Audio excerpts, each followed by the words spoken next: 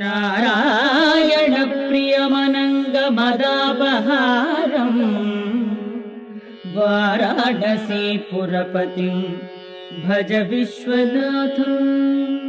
ప్రేమ భావన చేత దేన్నైనా గెలవవచ్చు.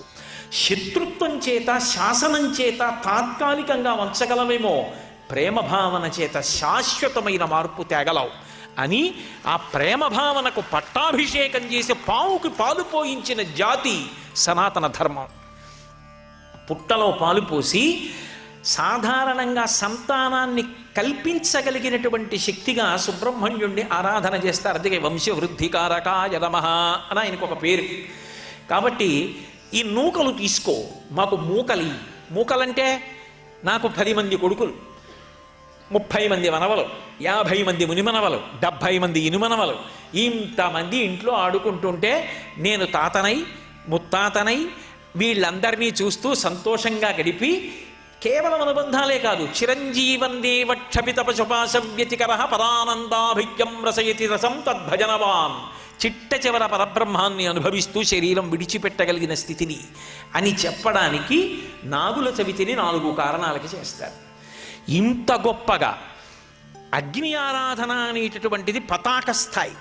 పతాక స్థాయిలో ఉన్న ఆరాధనని దీపస్థాయికి తీసుకొచ్చి మళ్ళీ అక్కడి నుంచి సాంఘికమైన అనుబంధాల దగ్గరికి వెళ్ళి అక్కడ నుంచి పావుని కూడా ప్రేమతో గెలవగలిగిన జాతి. ఎందుకో తెలుసా? నటరాజస్వామి తాండవం చేస్తుంటారు.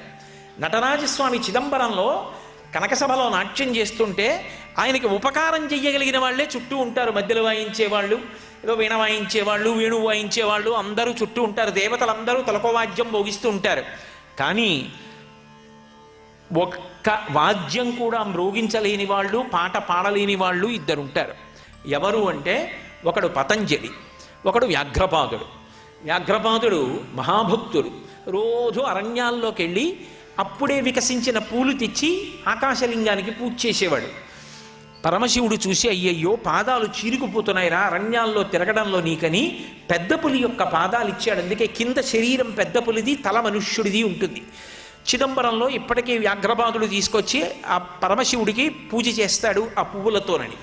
అలాగే ఆదిశేషుడు వచ్చి పడగలు విప్పి నిలబడ్డాడు. విఘ్నేశ్వరుడు నవ్వాడు. ఎందుకు నవ్వావన్నాడు శేషుడు.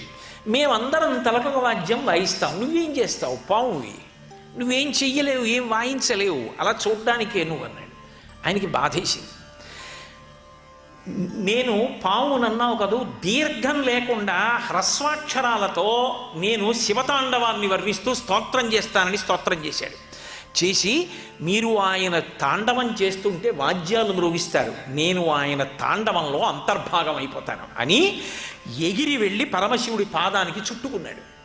ఇప్పుడు ఆయన తాండవం చేస్తుంటే నేనొకటి, నా ఉంగరం ఒకటి కాదుగా, నా ఉంగరం ఎప్పుడూ నాతోనే వస్తున్నట్టుగా, నాకు భూషణం అయిపోయినట్టుగా ఆ పాము ఆయన పాదానికి అలంకారం అయిపోయి ఆయన తాండవం చేస్తుంటే అది తాండవంలో కలిసిపోయిందంతే.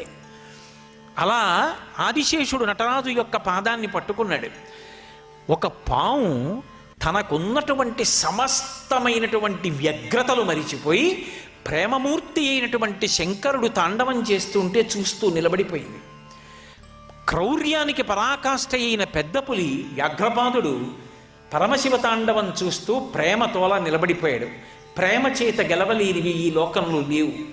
శాసించి తాత్కాలికంగా ఉంచగలవేమో, కానీ ప్రేమతో తీసుకొచ్చిన మార్పు శాశ్వతమైన మార్పు. అందుకే ప్రేమతో పావుని కూడా పూజించడం నేర్పినటువంటి జాతి ఈ సనాతన ధర్మం. అందుకే నాగుల చవితి పండగ వచ్చింది.